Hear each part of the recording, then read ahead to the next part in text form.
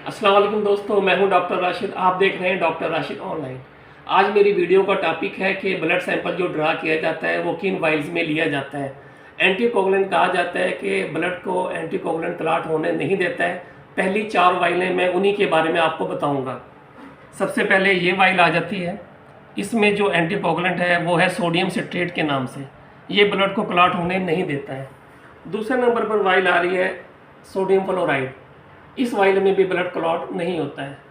Third number पर आ रही है ये वाइल, इसको कहते हैं लिथियम हेपरिन वाइल। इसमें एंटीकोगुलेंट लिथियम हेपरिन के नाम से ही ऐड होता है। और फोर्थ नंबर पर ये आ गई है पर्पल टॉप। इसमें जो एंटीकोगुलेंट है वो है ईडीटीए। मशहूर जो आमतौर पर कॉमन इसको वाइल का नाम पुकारा जाता है वो है सीबीसी वाइल। इसमें भी एंटीकोगुलेंट होता है, ब्लड क्लॉट नहीं होता है। फोर्थ नंबर पर जो है ये है येलो टॉप सीरम वाइल। इसमें ब्लड क्लॉट हो जाता है और इसमें ब्लड क्लॉट ही किया जाता है।